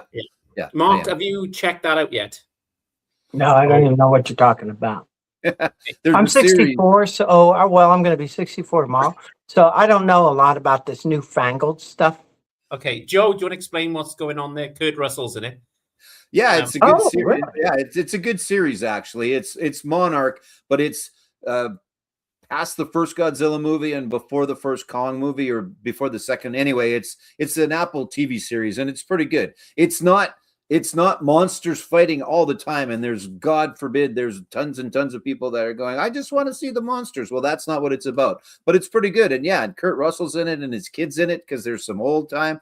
So they both kind of played the same character back in the 50s and then current day and stuff. So it's pretty good. It's on Apple. It's called Monarch: Legacy of Monsters, I think, is what the official title is. Yeah, does Goldie Hawn make a cameo? She has not as of yet. No, I haven't seen her. So, but yeah, not yet. So we didn't come up with a documentary, but there's a TV series to watch if you like. Yeah.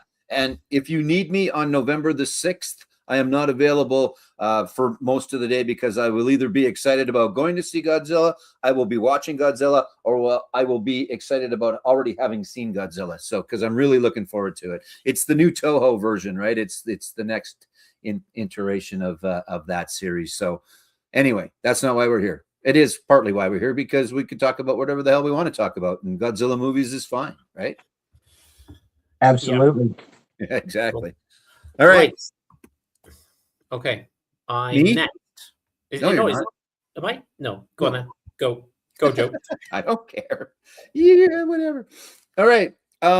This one has come out in multiple different versions for Record Store Day. This was the first iteration of it, though, Record Store Day back in, I don't know, I think 3 years ago or so. But this is Eric Carr of the band Kiss. He was the drummer after Peter. He was the Fox. And it's a bit of a compilation. Obviously, it's to go along with the other solo albums that came out at the time. He never really sang a whole bunch of stuff on his own because I don't think he ever did. Maybe I'd have to double check that. You think a good Kiss fan would know. And Boz, if you're still here, you can tell me if Eric ever sang on any of the albums. But this is a compilation of a bunch of his stuff. It is him singing, but very cool stuff. There is that one. That is super impressive. Yeah, nice. Yeah, person. that one's pretty neat. I like that one. It's got the great. And then the contrast to it is, let me get the other one out here quick. But a decent album. Again, not one that I necessarily go to a lot of times, but pretty cool. And then the other album, because it is a double, is The Clear with all that splatter on it as well. So again, just some fantastic stuff. Very cool. Sounds good as well. That's the other thing too, is that I don't know if there's still the concept or the thought that color doesn't sound as good as the black. And in fact, is as far as I understand, clear is actually true original virgin vinyl, and they add black to it. So yeah. Anyway, 5 never before released demo tracks, new solo album style poster, all that cool stuff. So that is a good example of a record store day release. And then they've tried to beat it to death by bringing it out in 7 different versions. One where his eyes light up, one where it bounces back and forth. It's just ridiculous the number of times that they've tried to bring that back for record store day, but that's the first iteration and pretty cool, and some great colored vinyl version of it. So did they bring it out this year? I didn't see it on the list. I don't think there was anything this year. The only one that they brought out was some promo album that they put out back in the day. It was 4 songs and it was $40. So it was just Gene Simmons being the dick that he is. There you go. Yes, he did. While Eric Carr was primarily the powerhouse fox behind the drum kit, he eventually stepped up to the mic for a few notable tracks in his tenure. And then he would sing the Peter songs like he would sing Beth when he was in the band. I did see them with Eric play once, actually, non-makeup tour. It was pretty good. So, cool. Yeah. Right. I'm going to show a band I don't like, and it's the greatest hits. And the only reason I got this is because of the pressing. Okay. So greatest hits, but you don't like, but the pressing's cool. Yeah. Okay. What do you got? The Grateful Dead. Yeah. You don't like the Grateful Dead? They just, I just don't get it. I don't understand. I can understand that. I'm not a huge Grateful Dead, but I do like them. I don't understand the hype. Have you ever taken acid, Chris? Yeah, that's right. Yeah, that. Hey, nobody said cocaine. There you go. I was waiting for it. I will show the inside because it's got a kind of cool poster artwork. So there you go. Yeah. Yeah. Nick from the Vinyl Den's got a lot to answer for.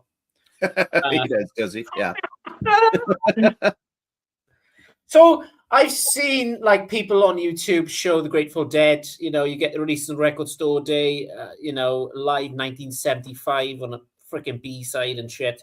So I was like, okay. So he said the greatest hits is coming out. So I was like, well, I know the song "Truckin'." Yeah. And I'm a big, massive John Mayer fan who was in the Grateful Dead towards the Dead and Company, right? Yeah, Mayer took. Yeah. So I thought, all right, let's give it a crack, and it just fucking sounds like horseshit to me, and I don't get it at all. Maybe because I'm not from all over that way, or maybe my era. There was 2 versions you could get. You could get the black vinyl, or you could get the colored vinyl. So obviously, you know me. I went with the colored vinyl, so it's got bits of black in it. Yeah, that's cool. So, if there's any Grateful Dead fans out there that really want this, let me know. Is it called Grateful Dead Greatest Hits? Yes, it is. So there's the Grateful Dead, and then it's called the Greatest Hits. There you go. Boz suggests that you settle down a little bit. Can you read a couple songs that are on there? I'm just curious what they consider greatest hits. I could. Hang on. Let me get my glasses. Oh, okay. You don't have to do it. I mean, that's the thing. Normally, albums like that are called the best of, not necessarily greatest hits, because I can think of 3. Touch of Grey, I think, was the only one that really made any chart stuff. Yeah. Let me just transform from from Superman to Clark Kent. Who's the new guy? Where'd Chris go? Yeah, you've got Casey Jones, Friend of the Devil, Box of Rain, Sugar Magnolia, Truckin'. On B-side, you've got Scarlet Begonas, Fire on the Mountain, Estimated Profit, Touch of Grey. Yeah, like I would have given you Casey Jones, Truckin' and Touch of Grey as far as hits, but again, as Chris said, wasn't necessarily around, and maybe they got on. Maybe they had more hits back in the day. So there you go. Like I said, I'm not a massive fan, but I just when Nick showed this, I was like, well, fuck. I'm not suggesting you buy these albums, but maybe stream them for better feel for the band. But American Beauty would be a good one to listen to, or Working Man's Dead. Yeah, maybe not the greatest hits is the best way to listen to Grateful Dead. But my guess, if you hate the greatest hits, you're probably not going to like them. And there's no problem with that. There's no problem. Not everybody is supposed to like the Grateful Dead. Exactly. And then you can throw a little Bob Dylan in the mix and get Dylan in the Dead, right? I saw Bob Dylan and the Grateful Dead live in Minneapolis in the 80s, and it was the worst concert I've ever been to. The worst. Was it? Yeah. The Grateful Dead were good, but they never had a concert in the Metrodome before, and they didn't realize how bad the acoustics were going to be. And the Grateful Dead, all that reverb kind of worked for them. But when Dylan came out and they stacked the speakers up, I had to read in the newspaper the next day to find out which songs he performed. It was that bad. Yeah, that's not Tom good. Petty was there too. Well, that would have been worth the price of admission alone. Yeah, so it was great to see them all, but man, it was awful. It was awful. Yeah, that's not good. But I went prepared to listen to the Grateful Dead, so I ingested all the things you're supposed to ingest before you watch the Grateful Dead. Yeah, there is a prerequisite to the Grateful Dead songs. Yes, there is. I would never recommend that to people, especially my daughter Luxie, who, dear God, please don't be watching this. You know, I think, though, if you get to your 64th birthday, then why not just do all the drugs you can? Screw it. You know what, Joe? That reminds me of something. What's that?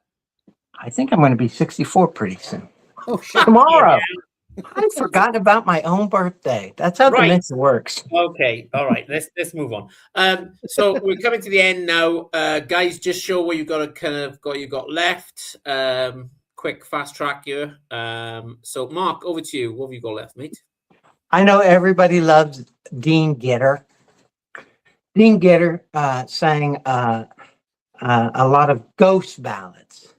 Okay. And this is very similar to Waxworks. It's called Real Gone Music, and what they're known for is re-releasing these forgotten albums, and this is one.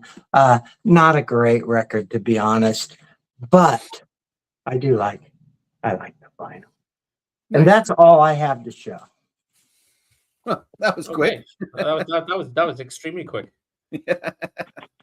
I'm not gonna make the obvious joke there. But. Nope, nobody is.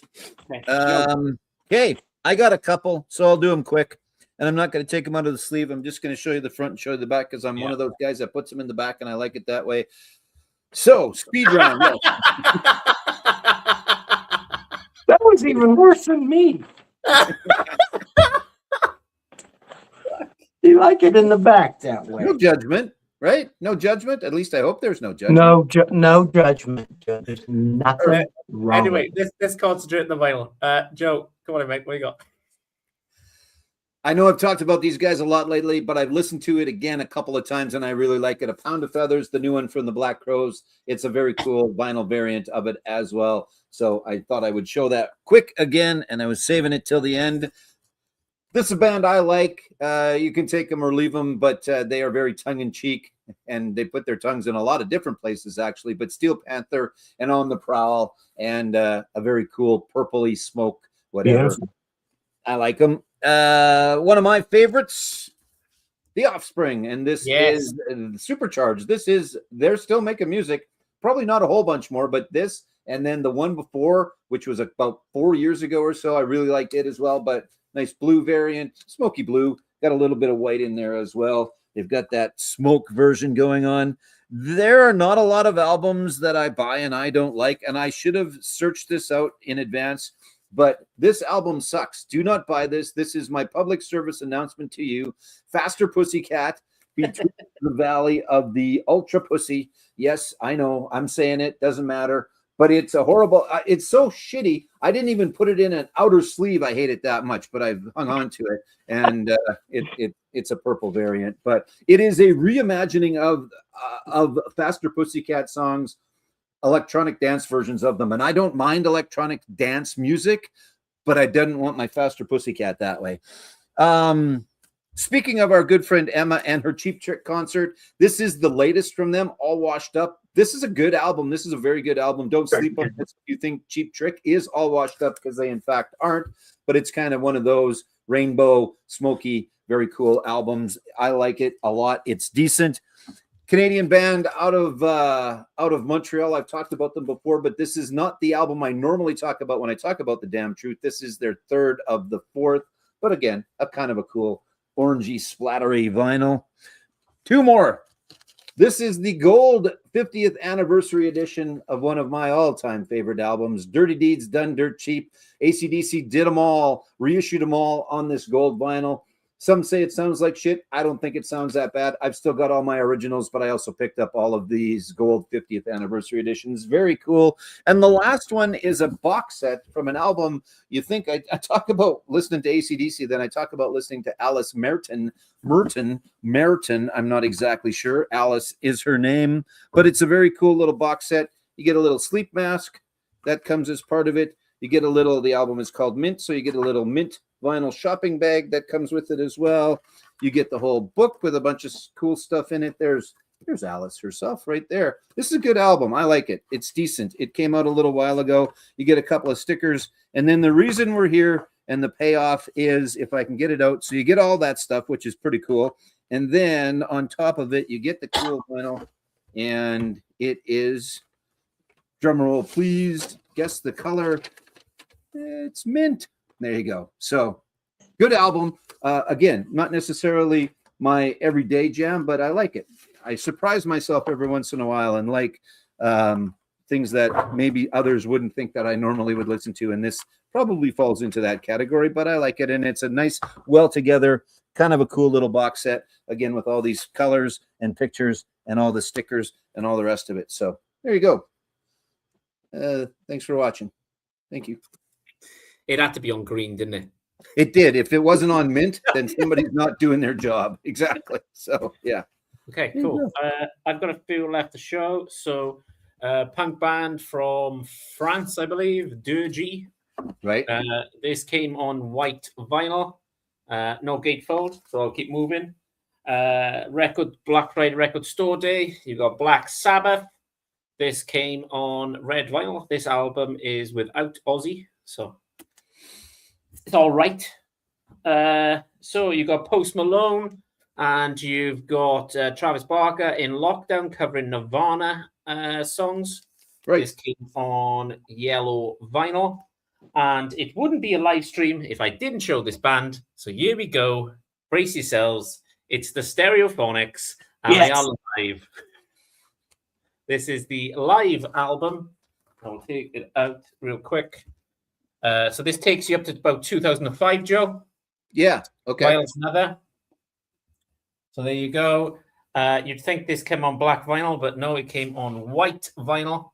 So I think Emma would like this because look at that. Oh yeah, there you go. Yeah. So there you go. That was me done. I had a few more, but they were backups. Yeah. So thank you so much, Mark. This has been amazing, mate. Really, really enjoyed it. Always a pleasure to have you on. Always fun. Always fun. And folks, if you're not subscribed to Mark's channel and today didn't do it for you, go and check him out. I love the non-pretentious, Let's have some fun. You're the reason, and your style is the way we should all be here doing. I love watching your stuff. So make sure you go and check out no Mark's. way. Yeah, no, seriously, it's good stuff. Thanks. I'll put a description down below for Mark and Joe's channel. Go and check them out. Mark's really good at his videos and very entertaining. I'm always laughing, and it always entertains me. Joe's got Joe Pretty. Go and check it out. Comes out tomorrow, Joe. New episode tomorrow. New episode tomorrow, and then I need to film one, so we got to figure that out sometime this week. And if you want to be on, get a hold of me. I know that people here have already known that, but get a hold of me if you want to come on, and or do me a question as well as coming on. Make sure you do a question. I'm looking forward to yours, Mark. Please. Yep. Good. No problem. Thank you for everybody in the live chat tonight. It's been amazing, kind of chat back and forth. Really enjoyed it. Thank you to my guest this evening, Racer Joe, Mark Morris. It's been amazing as usual. Anytime you want to come back, Mark, the invitation's always there for you, mate. You know that. Yep. Excellent. And do yourself a favor. Go and check out Mark's Instagram as well. It's really good. It is. Yes, Boz, they are glam metal, just to fit that in there. So, all right. So what we all need to do now is we all need to go buy a birthday card. Yes. And put it in the mail and get it there by tomorrow for Mark. Well, if I'd known, I would have put a birthday card when I sent the records to Mark. Yeah, I already got your birthday records, Chris. So there you go. Go check them out. I'll put a description down below. Thanks, everybody, for watching. Everybody's going to watch this later. I really do appreciate it. Go and check out the channels. They're really good. And from me, Joe, and Mark, we will catch you next week. So thanks for watching, and we'll speak to you soon. Thanks very much. Good night.